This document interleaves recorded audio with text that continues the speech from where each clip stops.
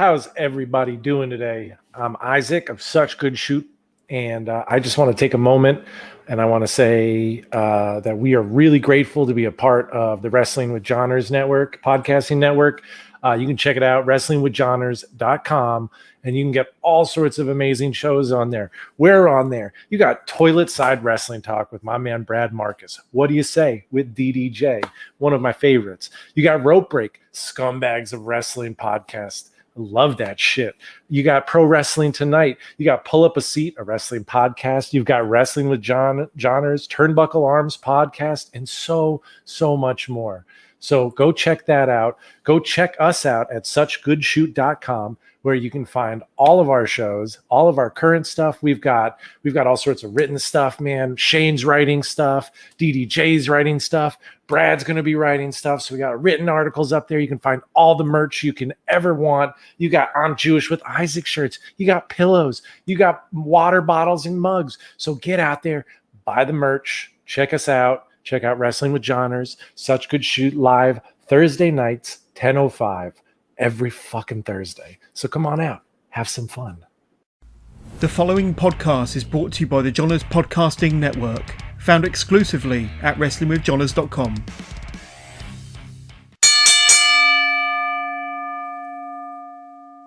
Attention wrestling fans, you're now about to listen to the man coming down the aisle from the main streets of South Elgin, Illinois, with a microphone in his hand and questions on his mind. This is Whaddya Say with DDJ.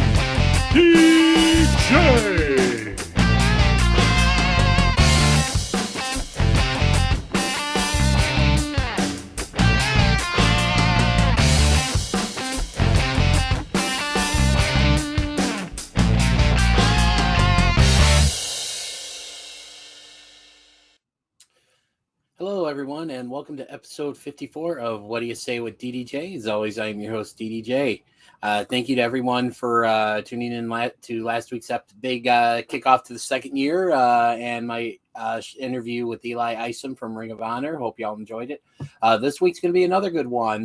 With me this week is the man that is behind the podcast network of which this show is a part of.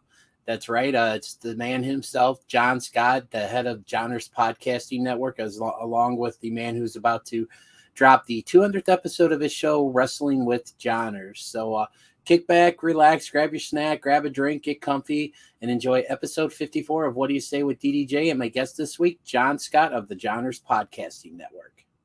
This is Steve Michaels, the master of the Chicago Bear Hug. And you are listening to Whaddya Say with DDJ. And if you don't listen, I swear I will send the rest of the legacy of brutality after you. And you don't want that. All right, we're here with another episode of Whaddya Say with DDJ. And on this week's episode, I have a very special guest. Actually, you can see, if you're watching this on YouTube, you can see what I'm talking about because his shirt and his background match the logo on the overlay here. And if those of you who are listening to this on Apple or Google or Spotify, this man is wearing a Johners Podcasting Network shirt and has a Johners Podcasting Network background. And reason why is because this is the man who runs the Johners Podcasting Network, of which this show is a part of, all the way from the other side of the Atlantic. I bring to you this week, John Scott. John, how are you doing? I'll say for you this afternoon because you're 6 hours ahead of me. That's right. And in fact, I'm used to doing podcasting much later in the evening over here in the UK for my guests, but you've accommodated me really, really well. I know it's 10 a.m. over there, but Dennis, DDJ, it's been amazing. Let's say amazing couple of weeks, and looking forward to speaking to you. Lots to talk about. Like I say, we're both huge wrestling fans, both huge podcasters, and talk a lot about the network and what's going on in the wrestling scene. But thank you for inviting me, my friend. It's a pleasure to be on your show.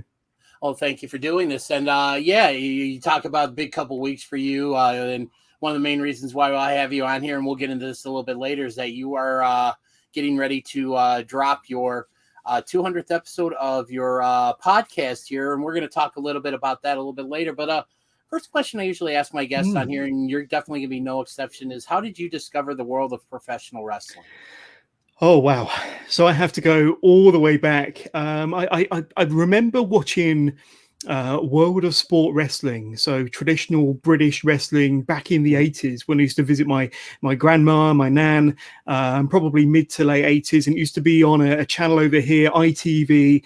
The TV show was called World of Sport, and it would have like football on, rugby, snooker, darts, and for an hour during the show every Saturday afternoon it would have wrestling, traditional wrestling, featuring Giant Haystacks, Big Daddy, Pat Roach, Johnny Saints, and all the other great British legends. So I can't pinpoint a date or anything like that, but I remember watching it. My nan was into it, and kind of my nan being kind of a senior at the time would shout at the telly and get all excited and shake her walking stick at the telly, and that was it. But I didn't really kind of fall hook, line and sinker back then, although that was a good introduction. It was probably when a friend of mine who got Sky TV, which is a big kind of satellite broadcasting company over here in the UK, probably early 90s, we're talking probably 1990, 1991, and he would invite me over. We'd probably play in the field next to his house, play football for a couple of hours, and go into his for some refreshments. And he would have these VHS tapes of WWF back in the day, and he would put on like Tuesday in Texas pay-per-view, and he would put on the Survivor Series from 1991 and the Royal Rumble and WrestleMania from 1991, and I was mesmerized. And I specifically remember seeing the scene where Jake the Snake had his King Cobra and the Macho Man tied up in the ropes, and the King Cobra latched on Macho Man's arm, and that's the moment that always kind of jumps back at me whenever I think about my kind of early wrestling fandom, especially when I kind of really fell in love with it. Like I said, a few years earlier, I was watching the World of Sport with my nan, and then a few years later, 1991, 1992, watching this scene. And yeah, I kind of fell hard. And then, of course, that was a real kind of fundamental time in my wrestling fandom, because you had Ric Flair join the WWF back in late 91. He was involved in the title picture with The Undertaker and Hulk Hogan. And then early 92, you had probably what is still considered the best ever Royal Rumble, Dennis, with the 1992 Rumble, star-studded match, a star-studded show, star-studded Rumble, and what turned out to be my favorite wrestler of all time, Ric Flair, ended up winning it. It's not very often that you would see a heel, a bad guy, win the Rumble. I think, if I'm not mistaken, Hogan probably won every Rumble that was televised, the pay-per-view Rumble, but up until 1992. So it was a big kind of change in direction. And of course, Sid Justice was just kind of coming onto the scene and making it big in WWF. Not that he lasted too much longer during that particular tenure, and then I went to my first wrestling show, which was a WWF show when they toured over here in the UK. I think that was in Birmingham, and that was just absolutely amazing. And then probably my second ever live show that I attended was Summerslam at Wembley Stadium, 1992. Oh, wow. So you were 90,000 people. I was there. Wow. And I was old enough to understand what was going on. I was 16 years old at the time. I'm probably giving away my age now, but 16 years old in 1992, and it was phenomenal. And I think not necessarily putting to one side the main event, the match quality wasn't that great, but it was the spectacle, it was the grandeur, it was the 90,000 electric UK fans and fans from all over Europe, because people really traveled to see that event, and it was just an occasion. I mean, probably one that hasn't been matched since, for the kind of atmosphere and the quality of crowd and the noise constantly. I mean, we were in that stadium for about 5 hours. And it was just phenomenal. And of course, the US broadcast had the Ultimate Warrior and Macho Man for the WWF title go on last. But there, live, of course, it was what was considered possibly the greatest ever SummerSlam match, and maybe one of the top 5 matches of all time in WWF history. Bret Hart versus David Boy Smith for the Intercontinental Championship that went on last. And what a main event. And it just capped off a magical day. It capped off a magical summer that I'll never forget. And that's kind of my first year, you could say, of being a wrestling fan, and what a first year it was. And it's kind of gone on from there, really. I discovered ECW when ECW was Eastern Championship Wrestling, so back in the early days of ECW. And I wanted to keep this best kept secret to myself. I didn't want anybody knowing about Eastern Championship Wrestling. I thought, no, I don't want anybody. I used to get tapes sent over from the US, and I was heavily into tape trading back in the early to mid 90s. That's how I got all my content. A lot of WCW stuff, because you couldn't get that in the UK. ECW, New Japan, All Japan Women's, FMW, USWA, you name it, and I would get it all sent over. So yeah, I mean, by about 94, 95, I had shelves on all four sides of my bedroom, just completely stacked with VHS tapes from all over the world. And yeah, that's pretty much what I spent my pocket money or my early wages back on. But yeah, and then of course from ECW went into the Attitude Era, and I was just blessed to be a fan when all of that was going on, and the birth of Austin 316, the birth of The Rock and the Undertaker really coming into his prime, and all the the Monday Night Wars and all the amazing characters and storylines that were going on around about then. But yeah, I've been blessed to kind of see, wrestling at its real heights, and to be there, to be present as well. And, more recently, I've been blessed to attend a WrestleMania. I've seen one or two NXT takeovers, and even over here in the UK, I've been to a couple of NXT UK takeovers, which have been phenomenal shows. But yeah, like I say, my fandom is well over 30 years now, and yeah, I've enjoyed every single minute. Yeah. So a couple of things I wanted to ask you. Excuse me. Just some things. I was kind of taking some mental notes as you were talking there. You said you were at Wembley Stadium, and you got to see Bret versus Davey live. I watched that on TV when it happened, and actually the broadcast that we saw, that did go on last. Oh, really? Okay, that's interesting.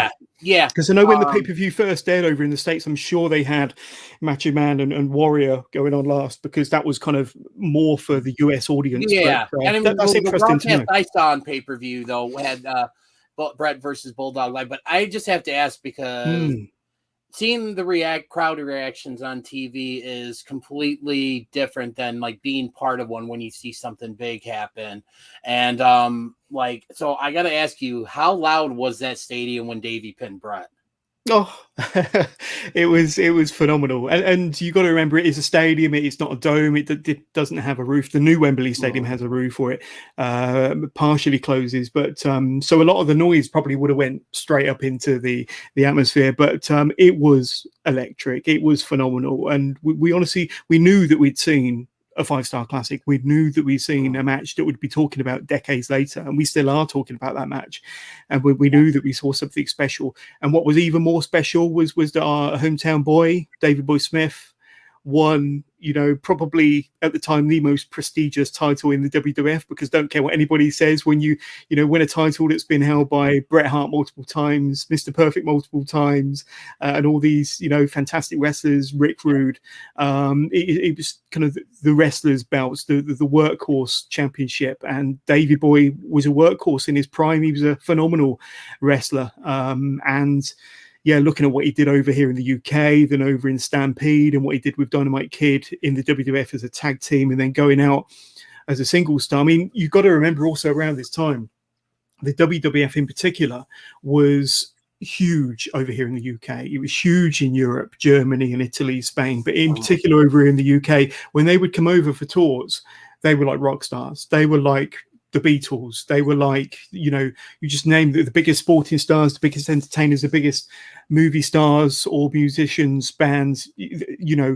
I remember going to see the WWF when they toured around about 94, and it was at the Royal Albert Hall, another kind of prestige, kind of grand venue over here in the UK. And there would be hundreds of these fans camped out by the entrance, and when they would turn up in their coaches, you would have a coach for the baby faces and a coach for the heels arrive one after another. And the noise and the screaming and trying to get autographs and trying to touch your favorite wrestler, so this was a couple of years after SummerSlam. But in 92, It was phenomenal. You got to remember that stadium legitimately sold out 90,000 people, and legitimately had more people inside that venue than WrestleMania 3. Which was considered for many, many years the highest attendance. And I think SummerSlam has only just been beaten by the WrestleMania in Dallas, if I'm not mistaken. Yeah, I believe that's the record right now. Yeah, so that was 5 years ago, I think. That was about 100,000. But you're talking 24 years later, and WWF finally beat their own attendance record, and that's how special that Wembley was. And another thing to bear in mind is that SummerSlam in '92 sold out in days, not weeks, not months, but days. And I think tickets were only put on sale maybe June of that year, and by August the venue was sold out. There wasn't anything to purchase on the day. It was sold out within days, and it was a real scramble to buy tickets. I remember having to borrow my uncle's credit card just to get tickets for me, my dad, and my friend. It was three of us: my dad, myself, and my friend. We all went down to Wembley, but we didn't have a credit card back in 1992. I don't think we even had a telephone. We would use a payphone down the road, but my uncle was lucky enough to have a credit card, and we used that to get the tickets. He wasn't happy because it was an expensive purchase, but of course we gave him money straight away, cash. But yeah, so it was a different time, and it sold. The hunger and the passion for that event over here was phenomenal, and everybody knew it was going to be a great event, and it was a great event. Yeah. So you mentioned, because again, you're the first person that I've interviewed from outside of the country, so it's going to be kind of an interesting take here on things, because you have a little bit of a different exposure to the world of wrestling, because the style over there is different. And if you can take a few minutes to explain to people that have maybe never seen traditional British wrestling, and maybe don't watch NXT UK, because I know they have the Heritage Cup, which I like, and I want to talk about that a little bit later. But what differentiates British style wrestling from what most wrestling fans here in the US are accustomed to? I think typically it's a lot more ground based. It's a lot more technical in its origins. I mean, if you were to think of traditional British wrestling and modern day wrestlers, you probably have to look at a Zack Sabre Jr. or maybe a Doug Williams, or over here in the UK, you've got Dean Allmark, who has been on the UK circuit for 20 plus years. But then you could also look at Daniel Bryan, for example, and he wrestles a very ground-based, a very technical style of wrestling. But it's a lot of holds, a lot of counters, a lot of transitions, a lot more groundwork. And typically, back in the 70s and the 80s, when the world of sport wrestling was at its peak, you wouldn't see anybody jump off the ropes or do any high spots, and I don't think that was commonplace anyway around the world. But I know in Japan and probably around North America, possibly Canada, around the early to mid 80s, you were getting some, like I mentioned, the Dynamite Kids and the Hearts that were kind of a lot more athletic, and the Japanese cruiserweights and junior heavyweights. But in the UK, it was a lot more ground based. And there was a lot of interesting characters around the UK. I mentioned Big Daddy and Giant Haystacks, and it was very kind of entertainment. And I know that UK wrestling, it's got its traditions steeped in the holiday camp wrestling, where you would have professional wrestlers. They would be, they would do shows midweek and possibly at the weekends. But when it would come to the summer holidays over here, the school holidays would last about 6 or 7 weeks.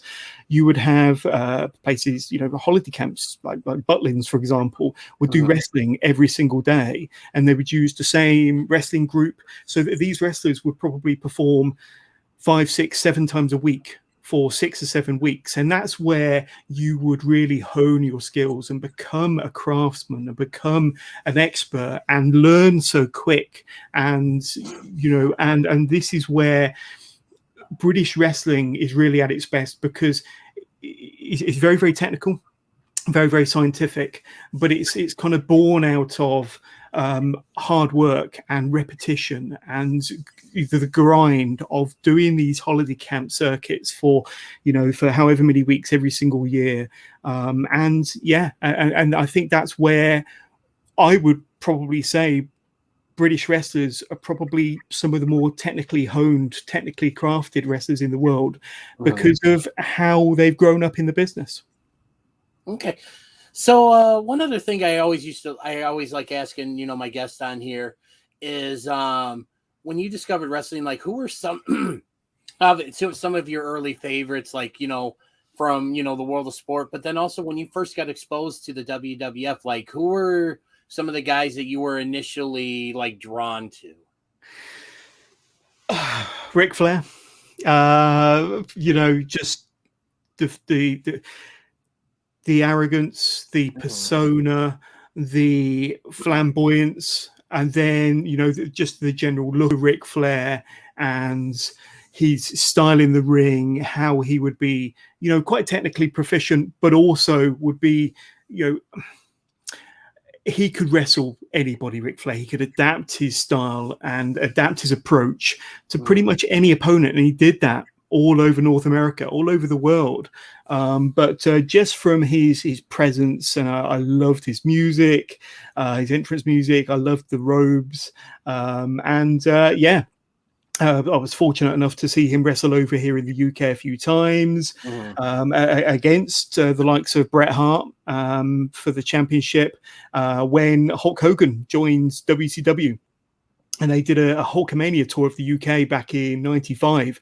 And although we never got to see on pay-per-view Ric Flair versus Hogan, I actually got to see Ric Flair versus Hogan at Wembley Arena in about 1995. So that was a hell of a show. But yeah, Ric Flair stands out as being possibly my favorite of all time. Back in the early days, I liked the Big Boss Man, another kind of larger than life character, big, athletic. But if I'm talking about big athletic characters, and I've got to be honest here, I mean, Ric Flair's probably up there as being my favorite. Probably my second most favorite wrestler would have to be Vader, Big Van Vader. And what was it about Vader that really, like, what makes him your number two? Dennis, I've got to tell you, I mean, we used to get Pro Wrestling Illustrated over here in the UK. I know that you're familiar with that brand of magazine, and amongst various other wrestling magazines that I would try to get my hands on every single week, every single month over here in the UK. And when I was flicking through a copy of Pro Wrestling Illustrated from around 92, 93, there was this photo of this big man doing a moonsault off the top rope onto his opponent. And I thought, right, I need to know more about this guy. Who is this guy? And then, of course, he'd just come over from New Japan, I think it was New Japan or All Japan. Yes, He was in Japan for a long time as Super Vader or Super Invader.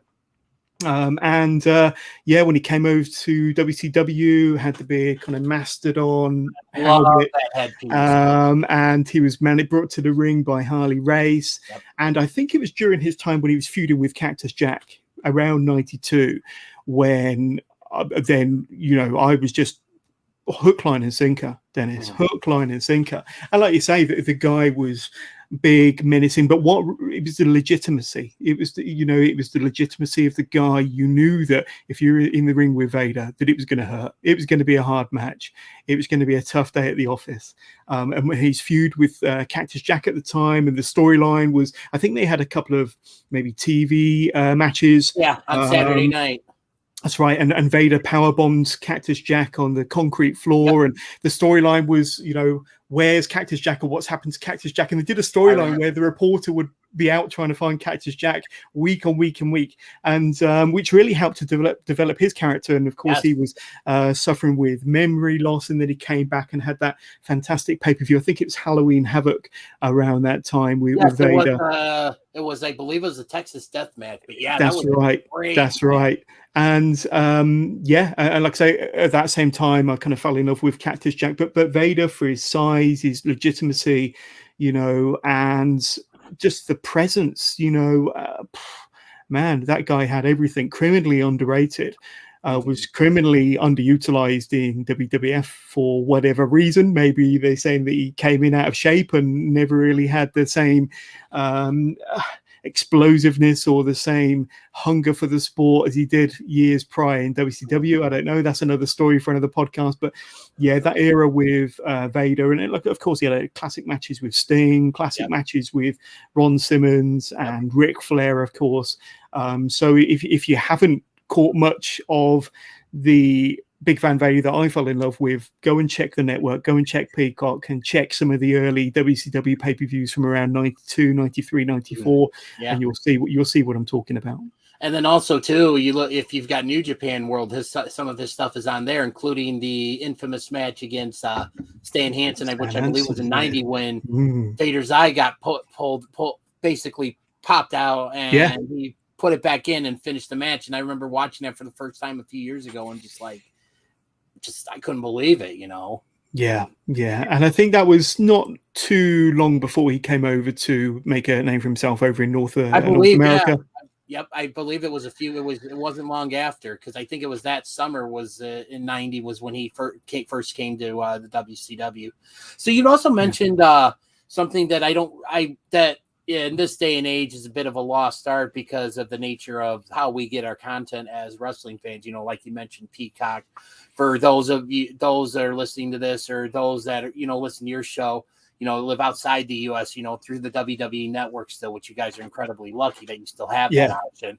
But you mentioned tape trading. Now, I know a couple of my friends that did it and stuff, but there's a lot of people out there that are probably hearing that term for the first time and wondering what that is.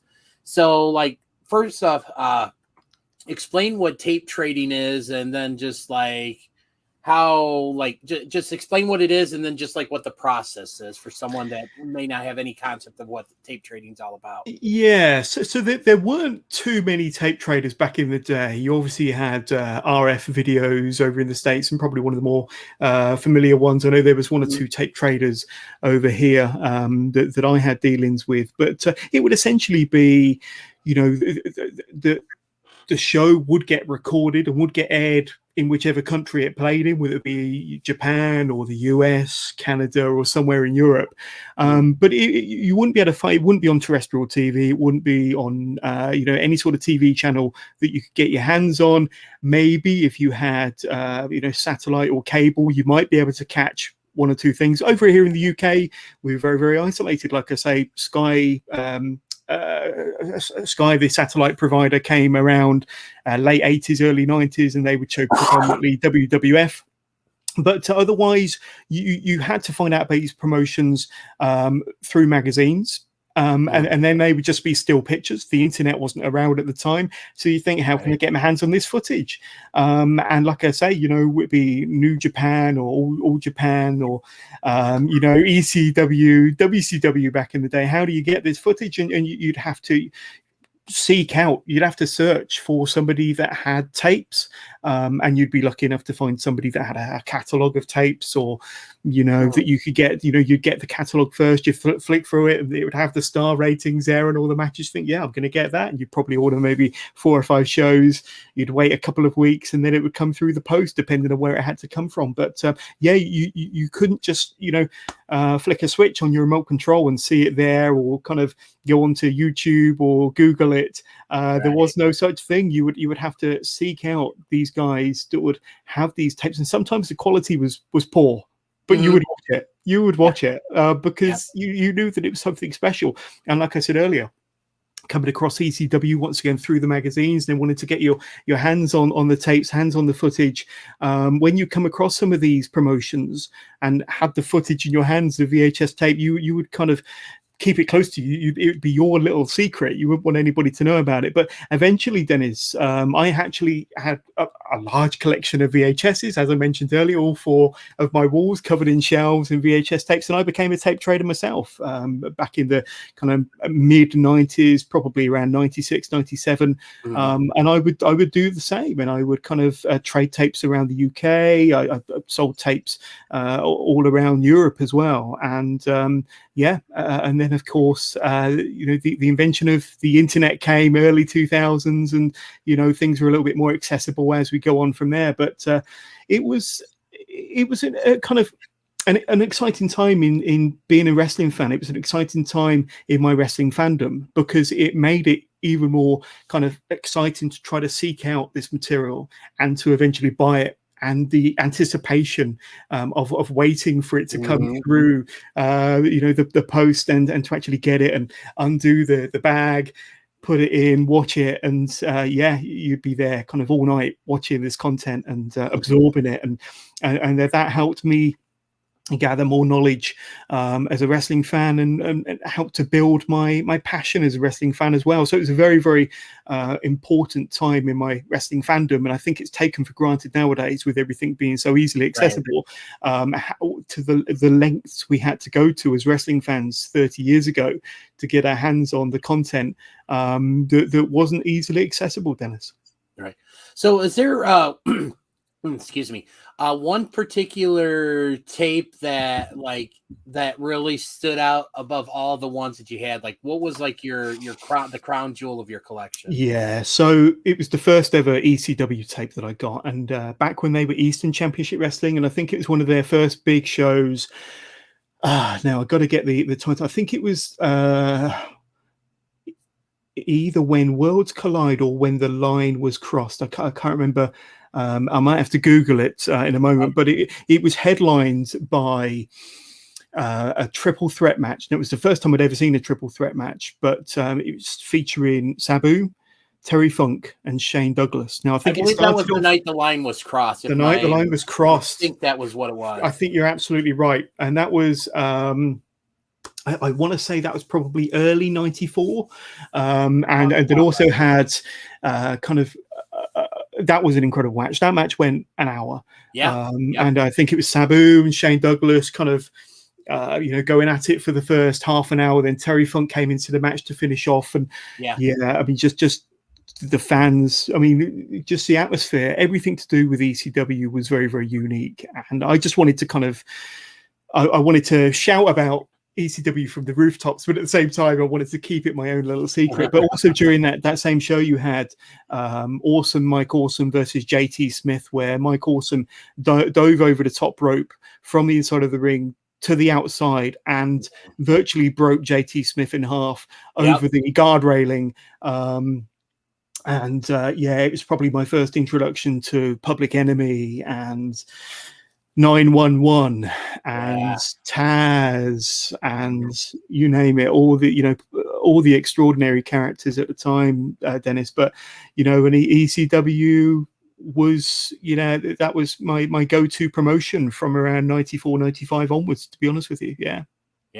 I just remember surfing through the channels one night on a Saturday, like a local public access channel, and that's how I stumbled on ECW. I don't even remember anything about the first show, but I just knew it was something different. But I was hooked, and you're seeing these guys. You're seeing guys that you remember seeing in WCW. Like I know Too Cold Scorpio. I love. I know and then you see Steve Austin after he got fired from WCW. And you saw Cactus Jack before he went to the WWF, but you also saw guys like Tommy Dreamer, the Sandman. Raven, who was once, Scotty Flamingo and Johnny Polo. And it's just like what these guys would go on to do, and how much of an impact that ECW has and really still has to this day, because you still hear, at various shows when you see these ECW guys or something that, is you still hear the ECW chants. You don't hear WCW chants and stuff like that, and it's just really, speaks to just how influential ECW was to the business. And one of my favorite storylines as a fan that came out of ECW as well. And I think it was probably, I want to say about 95. And it was when Tommy Dreamer and the Sandman was feuding. And I can't remember exactly how it went down, but I know that the Sandman used to smoke during his entrance and I think occasionally during matches.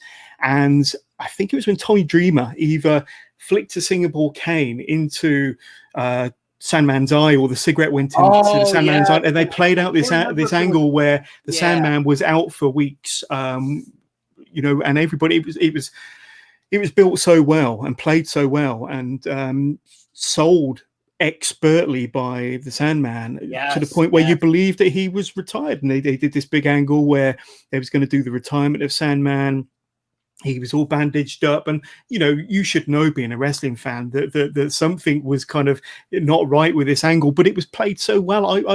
Do you remember the kind of Mark Henry retirement angle with the salmon jacket, and everybody fell for it? It was better than that. Everybody believed. The Sandman was legitimately blinded and had to retire, and then he pulled off the bandages, got the Singapore cane, destroyed Tommy. And I actually was fortunate when my one and only trip to the States was to see WrestleMania in 2018. So that would have been WrestleMania 34, and New Orleans, Bourbon Street, absolutely fantastic. And actually stumbled into a bar on my first night there. I'd probably been off the plane maybe 2 hours, and Tommy Dreamer was there with his little posse. So I went up to Tommy, spent the next hour just talking to Tommy, and I bought him a couple of drinks. Phenomenal guy.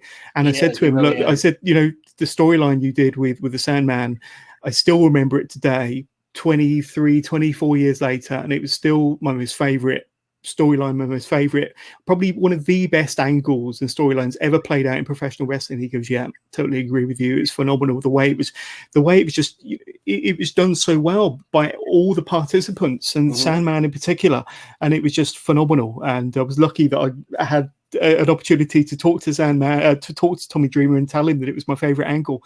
But yeah, and I think that's the key to professional wrestling is storytelling and being able to tell stories very, very well. And I think, is it a lost art? Do they know how to tell stories in the ring or behind a microphone, behind a camera, as well as they did 20 plus years ago? Because of course, ECW, another joy of watching that particular promotion is they had the freedom, and they were trying to be edgy, they were trying to be groundbreaking, but they were also trying to be believable, and it was. So that was another reason why I fell in love with ECW. And sorry to go off on a tangent there, DDJ. No, it's fine. I'm loving this. But yeah, so you talked about actually something I kind of want to tell you. I just kind of thought about. You talked about storytelling being a lost art. I mean, I think AEW does a really good job with the storytelling, especially the long-term storytelling. Because I mean, we've seen stuff with most notably with the Hangman Page. I mean, obviously.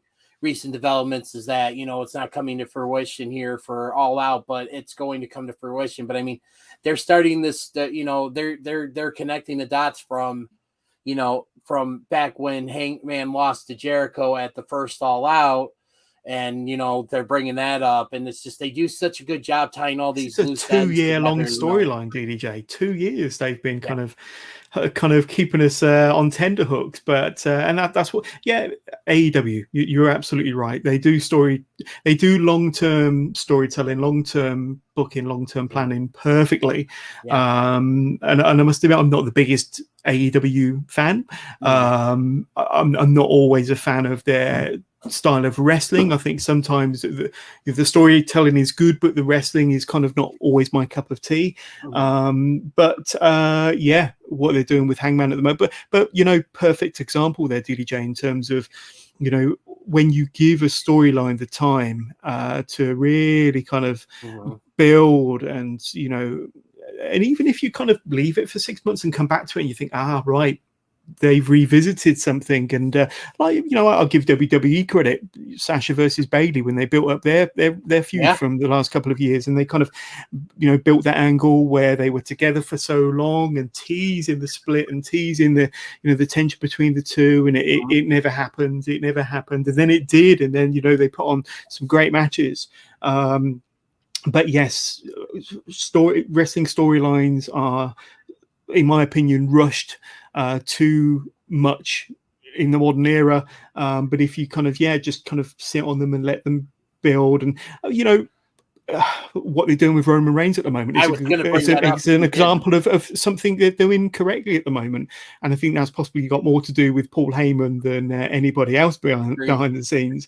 But certainly I think, and that's when you create new stars, and that's when you bring in new viewers, and that's when you have people tuning in more every single week, when you have these characters that you can invest in and believe in, like I say, you just got to invest in your characters, invest in those storylines, and let them develop, let them unfold over a period of time instead of blowing them off on 2 weeks on Raw. Yeah, I mean, we could kind of do a whole other podcast about storylines and how the right way and the wrong way to do it. And we're by no means experts; we're just fans. Right. But we know what works for us and we know what doesn't work for us. But there are some good examples out there, and maybe some not good examples at the same time.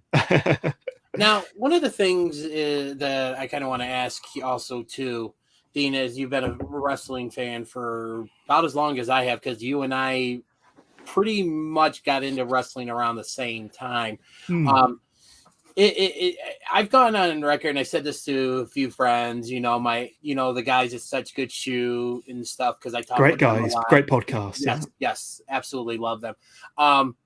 Despite all the criticism and flack that the WWE gets thrown their way, just because the quality seems to be down, what they just did with releasing all the, the wrestlers, and most notably the NXT guys that all just got cut and stuff. I'll go on record and saying I want you to let me know if you agree with this or disagree, and give your reasons why. And this kind of goes into the beauty, just when you mentioned that sometimes AEW is not your, their stuff, how they do a wrestling match isn't how you like it and stuff. I'll go on record and say that I honestly think that right now is the greatest time in the history of professional wrestling to actually be a fan, because there is so much out there. There's literally something for everyone. I mean, if you like, long-term storytelling, there's AEW. If you like the glitz, the glamour production, you got WWE. There's Ring of Honor. There's over in the UK, you've got Rev Pro, Progress. WXW in Germany, and stuff like that.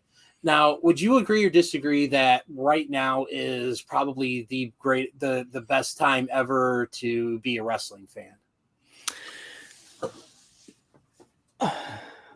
I think on one hand, I would agree with you, because we do have some legitimate alternative promotions out there, which I think is kind of the genesis of your point. You don't just have to enjoy one promotion. You've got a whole kind of gamut of promotions and content and companies and wrestlers for you to enjoy out there. You mentioned, of course, WWE, AEW, MLW, Ring of Honor, Impact, all the stuff available over in Japan, Mexico, the UK, and Europe. So there's probably more content, more promotions for you to choose as an alternative to the traditional WWE, WWF nowadays, compared to any other time ever. And there's new independent promotions popping up all the time, which is great for the talent, which is great for the fans. So on one hand, I would agree. On the other hand, I would probably say it's probably not the best time ever, because I think that there has been periods, certainly in my fandom, where wrestling has been bigger and more popular, where you've had more big household mainstream names that were investable, that you could really get behind and become a fan of. And today there's probably not so many of them big stars. The WWE, for example, it's not necessarily about creating that one headliner like the Austin, like the Cena, like the Hogan. Now it's all about the brand and the company. So I mean, I certainly prefer when you've got them investable, mainstream household names, them superstars that can really kind of pull you in. And I don't think any one company is quite doing that yet, to be honest with you. So on one hand, I would agree. On the other hand, I would probably disagree. And I'd really like to kind of talk to you about the current NXT situation, because I find that really fascinating. But please go ahead. I think when NXT were at Full Sail, you're talking 2013, 2014, the birth of the WWE Network. You had guys on there like, Sami Zayn and the Adrian Nevilles and the Finn Balors and, the Kevin Owens and the Bo Dallases, dare I say it, and the Samoa Joes and Shinsuke Nakamura's, and, then you obviously get onto the Johnny Garganos and Tommaso Ciampas. I think that period of 4 or 5 years was amazing, and probably one of the highlights of my wrestling fandom, where NXT, I believe, were the best brand in the world and producing the best storylines, the best characters, the best wrestling, the best overall product. And of course, it's not been the same the last couple of years. But for me, that was kind of, a real memorable moment for me as a wrestling fan. And, that we talk about storylines and having, building characters. That feud they did between Johnny Gargano and Tommaso Ciampa back from when they first met at the Cruiserweight Classic in 2016 to them becoming they didn't think they were going to get hired. And then the idea of them becoming a tag team was pitched and thought, yeah, let's give it a go. They became a tag team. The tag team went to new heights, and then you saw the slow kind of demise of the tag team and the turn from Tommaso Ciampa and the feud that those guys had over 2 years. And it was this kind of, amazing feud that took you on a journey, Dennis. It took you on a journey. And I was lucky enough. I went to TakeOver New Orleans 2018, the night before WrestleMania 34, and I saw that non-sanctioned match between Tommaso Ciampa and Johnny Gargano, the first match in their feud after such a long build. And that place was rocking that night, and that feud and that match was phenomenal. And probably one of the greatest shows I've ever been to was that TakeOver. And of course you had Aleister Black win the championship over Andrade that night, and so many other amazing matches. That 6-man ladder match to kick things off with Adam Cole becoming the first ever North American champion, and such an incredible show. But I mean, I'm going off on another tangent here, but I think fundamentally what I'm trying to say is that NXT has lost a lot of the momentum and a lot of the kind of fan support that it had, say, 4 or 5 years ago, maybe even up until 2018, 2019. I think that going head to head with AEW in the Wednesday Night Wars was a bad move. I think a really bad move, and moving it to 2 hours was not a sensible move. And of course, I think they did what they felt was necessary during a very trying time with COVID and the pandemic. I've also not enjoyed NXT since they've been in the Capitol Wrestling Center as well, to be honest with you, Dennis. I think that the setting it was very dark and lacked atmosphere. And, dare I say it, as much as the fans in Full Sail could get on your nerves once in a while, I think that, Full Sail, could not be mistaken for not having atmosphere, not having, passionate fans, and they would be part of the product. They'd be part of the brand, part of the matches, part of that particular product. And I kind of miss those days, to be honest with you. I think what they're doing now with NXT, we've obviously seen the 12 releases from last week. Very, very surprised they got rid of Bronson Reed, and maybe not surprised at some of the others that I hadn't even heard of, to be honest with you. But Bronson Reed, I thought was a true star in the making. The rumor is that they want to take it back to what NXT was originally meant to be, a developmental brand. And you think back to before the indie stars started coming onto NXT, like the Balors and the Samoa Joes and the Sami Zayns, it was very much developmental. You would have a lot of people there that were maybe, football stars, college football stars, for example, or maybe,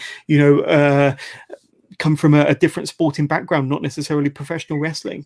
And that was interesting to see, because you were seeing these people for the first time. You didn't really have much knowledge of them previously. Yeah, they still had indie stars like the Claudio, the Antonio Cesaros, and one or two others. But the way I've kind of computed this in my head is they want to take it back to the OVW days, where you had these individuals, the Brock Lesnars, the Shelton Benjamins, the John Cenas, the Batistas, and the Randy Ortons, that were unknown, but put through this developmental system. And you look at them; they're all first ballot Hall of Famers and legitimate mega superstars. And I think that the OVW system was very, very special, and I think they want to try and recreate that by taking NXT back to what it was originally meant to be. So I can kind of understand what they're trying to do. Don't necessarily agree with the way they're doing it, but if they get there in the end, it could create the stars that we keep bringing back time after time. And nowadays we're too reliant on the Randy Ortons and the John Cenas and the bringing back of the kind of veterans. Let's make some new ones. And unfortunately, because the way Triple H did it with his NXT, he wanted to create his own little version of Ring of Honor or his own little version of PWG by bringing in people that were already well known on the indies, and essentially just kind of tidying up their work and making them into more household names. And unfortunately, Vince McMahon didn't like that because it wasn't one of his creations. So I think he wants to go back to what OVW used to be, to kind of build the next Brock Lesnar or to build the next John Cena or the next Batista. And if he gets there, then fantastic. I think we all win. But unfortunately, it's not good for the NXT that we kind of have known and love over all these years. Right. So a lot of people who listen to the show kind of seen firsthand how the pandemic has affected the professional wrestling industry, but a lot of people may not know how it affected, professional wrestling over on your side of the pond. So how did, when the pandemic hit, how did it affect like all the promotions over there? Oh, completely and utterly. There was no wrestling over here. I know that there were two promotions in particular that did no fan shows, Rev Pro and Progress.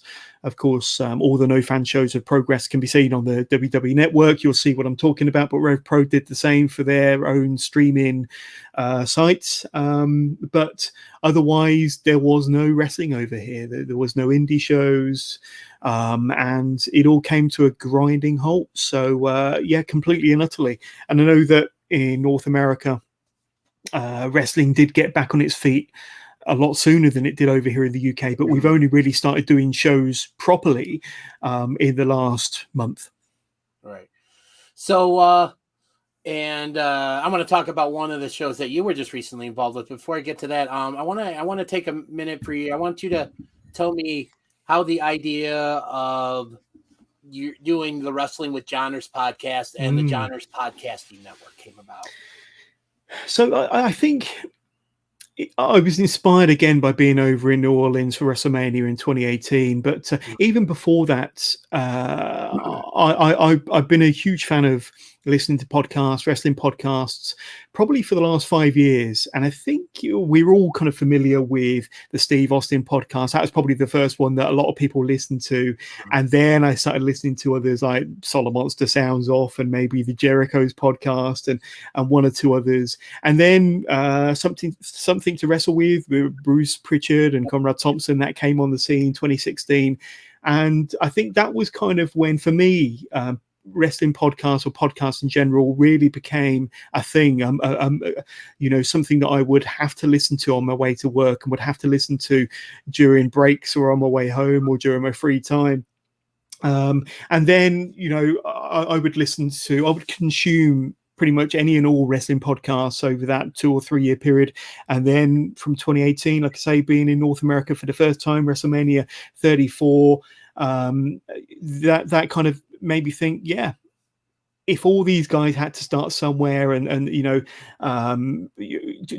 have they been a wrestling fan for as long as you, John? And you know a bit about wrestling, you're a passionate fan, let's try it. So that was I think April when I first started my YouTube channel and put up my WrestleMania vlogs, and I thought, okay, there's something to this. They were getting a bit of traction, and then I started gathering together the equipment, and then by November 2018, I was ready to record and release my first ever episode. So I think, to answer your question, it's been inspired by a few years of listening to wrestling podcasts myself. And then after attending WrestleMania in 2018, I kind of plucked up the confidence to do it myself. I haven't looked back since. Right. And that was episode 1 of Wrestling with Johners, nearly 3 years ago. Wow. So I want to bring up a person here, and I just want you to kind of give me your take, give me your opinions on this person I'm about to bring up.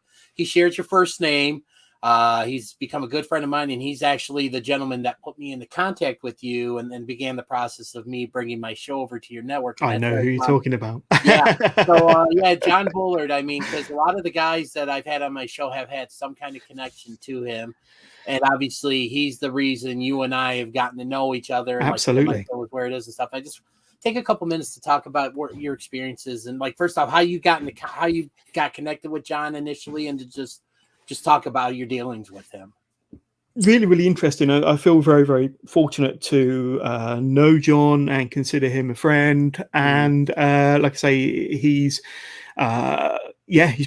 been, I think we've known each other for about a year now. And I used to be a media host for an online kind of streaming site over here in the UK called Powered 4 TV. No longer work for them or have any association with them.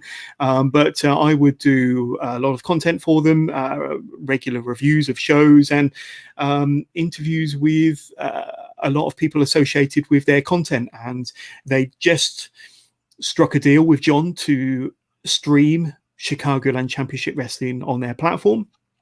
And I was asked if I would interview John Bullard in preparation for Chicagoland Championship Wrestling launching on that platform. So I was lucky enough to speak to John probably around the time when the show was first recorded. So I hadn't seen the show, but I spoke to John, had a great conversation with him about his background, his passion for wrestling and Chicagoland Championship Wrestling. And of course, he's picked up many skills through a very long career, very long and varied career in the wrestling business, which culminated in kind of putting everything into, the product that is CCW, Chicagoland Championship Wrestling, and what a fantastic promotion it is. It really, really is. And then after my fabulous interview with John Bullard, I then had access to the show, watched it, and with one of my colleagues back in the Powered 4 days, I then had the pleasure of reviewing that show for Powered 4 TV. But with me and John, we kind of message backwards and forwards regularly. And like I say, haven't got a bad word to say about John Bullard. I think he's a very, very clever man, very intelligent man, knows what he's doing in the wrestling business, got a great product with Chicagoland Championship Wrestling. And long may it continue. But John Bullard is a fantastic guy. Awesome. So a couple more questions here, and then we'll start wrapping up. So you mentioned that you started your show back in 2018. Who were some of your more notable guests that you've had on that people here in the state may know, or just something like names like, oh yeah, I've heard of that guy? And how about some of your more notable guests? Well, speaking of Chicago and Chicagoland Championship Wrestling, I've had some notable names from that area that you know very well, the likes of P.L. Myers and Steve Errand and Jonathan Hudson on my show. But other kind of North American stars that I've had on the show, Mike Seidel, the Yoga Monster, of course, made his name in Denver, of course, with Lucha Libre and Larson. Now he's doing some great stuff over in AEW, sometimes alongside his brother Matt Seidel. But Mike Seidel, as a performer in his own right, is up there with the best in terms of what he can produce inside the ring. Absolutely phenomenal. I've interviewed Jimmy Corderas. I think a lot of people have interviewed Jimmy Corderas because he's such a nice guy, such an approachable guy. Seems like it. I would love to eventually get him on my show. Great guy, very, very approachable. Wow. Let's see. I've interviewed a lot of talents from the Denver area. Lonnie Valdez, for example, who is a bit of a veteran of the Denver scene. An up-and-coming female wrestler, Lilith Grimm, who is winning championships all over the place. And she's a wonderful, really, really intriguing character. I can't think of all of the North American stars that I've interviewed, but Mikey Gordon, Dirty Ronald McDonald. I've interviewed him recently, and it's such a fantastic, captivating character, larger than life. Doesn't even begin to describe Dirty Ron McDonald, Mikey Gordon. But I'm looking forward to speaking to many more, wrestlers from North America. In fact, my 200th episode, which comes out fairly soon. Yeah, got some more fantastic stars from North America. Big Con and Victor, or Vic the Space Lord from The Awakening, formerly The Ascension, the longest reigning NXT Tag Team Champions, will be appearing on Wrestling with Jonas for episode 200. So that will be coming out soon. But and then over here in the UK, some names you may have heard of. I mentioned Dean Allmark, probably, if not the best, one of the best technical wrestlers in the whole of the UK at the moment, been in the business for 20 years. And when we talk about the likes of Zack Sabre Jr. and Doug Williams and the really technical stuff, Dean Allmark has been described as the Harry Potter of British wrestling, because he knows so many tricks, so many technical moves. If you follow him on Facebook or Instagram, every week he puts up a video of a new kind of transition or a new move that he has invented, and what that guy can't do to put somebody in a hold is not even worth mentioning, to be honest with you. But yes, I mean, like I say, out of the 199 episodes, I'd say that about half of those are with interviews, mostly independent stars from North America, the UK, around Europe, Canada as well. So I've been blessed and very, very fortunate to have spoken to and been able to interview so many amazing guys. Dak Draper. Dak Draper was my guest for episode 150, and of course he's a big star doing some great things in Ring of Honor at the moment. My favorite, yeah, I know you're a big ROH fan, Dennis, but Dak Draper was a fantastic interview. Really, really nice guy. If I were to have kind of my list of interviews in front of me, I'd probably pull off a few more names, but he was very, very memorable. Doing some great stuff over in the Florida area. I've interviewed the likes of Vince Steele, the Jurassic Juggernaut Vince Steele, and Cha Cha Charlie, Will Austin. So some big kind of Cha Cha Charlie was recently on an episode of AEW Dynamite as a bodyguard to, who was he a bodyguard for? I think it might have been MJF or somebody like that. So go and check out the podcast. I'm sure we'll do all the plugs a bit later on, but you'll be kind of hopefully impressed by the list of people that I've been fortunate and blessed to have interviewed over the last 3 years. Yeah. So, okay, so you talked about plugging your podcast, and before I let you go here, go ahead and plug your podcast. How can people view it, listen to it, and also where can people go to buy merchandise to support not only your show but the network as well? Oh, 100%. Well, on social media, you can follow Wrestling with Jonas and the Jonas Podcasting Network in general on Twitter. Just go to @withjonas_pod. That's @withjonas_pod on Twitter. On Facebook and Instagram, it's simply Wrestling with Jonas, and Jonas spelled JOHNERS, Wrestling with Jonas. We've got a really, really wonderful community that we've built up on the Facebook page. We've got about 1,500 wrestling fans on there, and they love to kind of interact with us and engage with us with all the content that we're putting on there. And it's a really kind of fun, friendly, engaging community group that we've built up there on the Wrestling with Jonas Facebook page. So go and check us out on all them social platforms. I think that the main place that we want to aim people towards, Dennis, is the network website. So the Jonas Podcasting Network can be found at wrestlingwithjonas.com. That's wrestlingwithjonas.com. And we've got over 30 podcasts and YouTube channels on there, from Whaddya Say with DDJ, Such Good Shoot, The Power Hour, and all of the content. You got to Jofo in the Ring, you've got Straight Talk Wrestling, You've got podcasts from all over the world. You've got Recap, Rewind, Relive with Jonah and all the fantastic guests that he has on there. But honestly, one of the things I'm most proud with the Jonas Podcasting Network is that we've been able to get so many fantastic content creators, podcasters, and YouTubers onto the network. But one other thing that we really pride ourselves on, besides the kind of family and community vibe, is that we've been able to produce some homegrown shows as well from the ground up.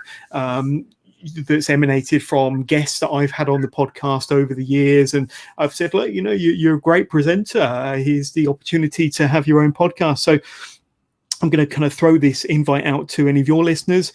If you are a content creator, if you're a podcaster, if you're a YouTuber, you want another platform to show your stuff, to air your stuff, whether it be on YouTube, on Apple or Spotify, we kind of distribute all three links through the network. Get in touch with Dennis, get in touch with DDJ, or get in touch with myself through any of my socials, and we'll be happy to accommodate you on the Jonas Podcasting Network through wrestlingwithjonas.com. Or if you're contemplating starting your own show, your own podcast, and you want some help, some guidance, and you want a platform for it, then likewise get in touch and we'll be happy to help you launch your own show. But the Jonas Podcasting Network, over 30 channels, Dennis. I'm proud to have you and Brad as well with Toilet Side Wrestling and all the others. Like I say, you've hooked me up with a few fantastic shows that we're now proud to have on the network.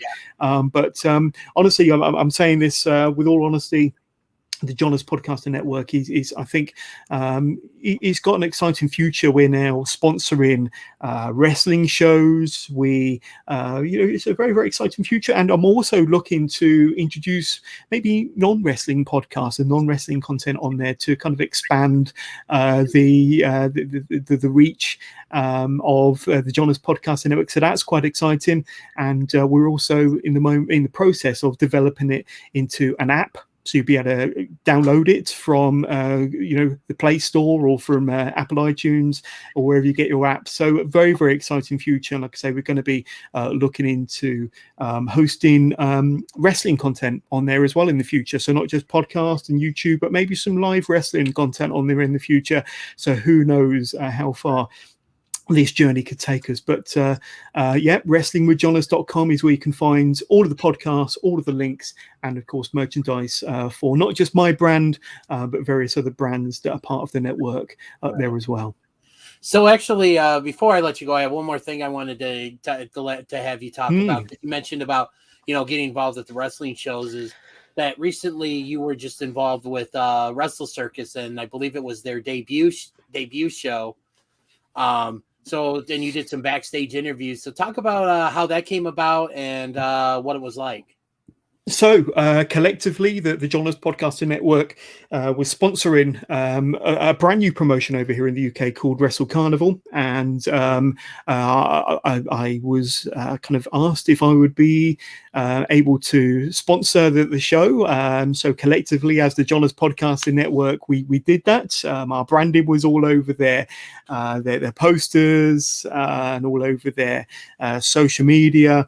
So that's really good exposure for the network and all of the podcasts and shows that are part of the network. But yes, part of that sponsorship was the opportunity to go down there, have backstage access, to be able to interview the guys and the girls, the talent behind the scenes, either before their match or after their match.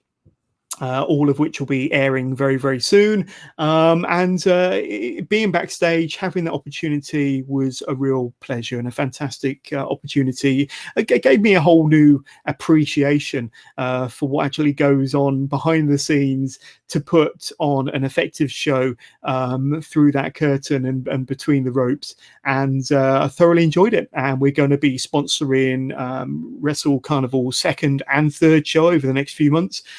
So lots more opportunities to get a bit more exposure for the network, for the Jonas Podcasting Network, and for the likes of your podcast and all the other podcasts on the network, Dennis. And also some more exciting opportunities for me to represent the network behind the scenes, interviewing some of the best wrestlers in the UK. And seeing how far this journey with the Johners Podcasting Network, in collaboration with all the other podcasts and Wrestling with Johners, takes us. But this is another opportunity, another part of the journey that's very, very exciting for everybody involved. Awesome. Well, John, this hour plus has just flown by. Oh, yeah. Yeah, but I want to take a moment to, again, not thank you for coming on to my show, but I also want to thank you for letting me bring my show to this network. I know on behalf of the guys at Such Good Shoot and Toilet, Brad at Toilet Side, that, because not going to go into too many details, but it was just a nice change of scenery that I think really revitalized our love for what we do with these shows and stuff, and being able to have this phenomenal platform to put it out on has just been a blessing. So thank you for that. But most importantly, again, thank you for coming on to my show. I could probably keep going and going, but oh yeah, I could have spoke about ECW for another hour easily. Yeah, maybe we might have, if we ever do an ECW special or something, we'll definitely please do that stuff. But yeah, John, thank you so much. You're welcome. Thank you for having me. It's been a pleasure. Yes, absolutely. And obviously, again, guys, wrestlingwithjohners.com is where you can get all the information for all the shows that are on there, and there's a lot of good stuff. So please go check it out. John, once again, thank you so much. You're welcome. Thank you. This is Steve Tortorello from Warrior Wrestling in Chicago Heights, Illinois, and you are listening to Whaddya Say with DDJ. Enjoy the show, everybody. All right. Thanks, John. Great time chatting with you. We could have gone a lot longer, but I was at the time not feeling the best, so I apologize for that. Definitely will have you on sooner rather than later. Again, go to wrestlingwithjohners.com to check out all the great shows that are a part of this network, including this show here. What do you say with DDJ? My friends Shane, Isaac, and Dozer with Such Good Shoot. Toilet Side Wrestling Talk with Brad Marcus. We got Scumbags of Wrestling. Work the Left Side. And, of course, Wrestling with Johners. Tons of shows on there. And John is looking for new shows to be part of his network. So if you've got a show that you think you might want to have joined one of the fastest rising wrestling podcast networks out there, you can reach out to me. I'd be more than happy to get you in connection with John, or give him a rating on Facebook. Also, go join the Wrestling with Johners Facebook group as well. That's all the time I have this week, and I'll see you next week with a brand new episode of What Do You Say with DDJ. Thanks, everyone, for listening.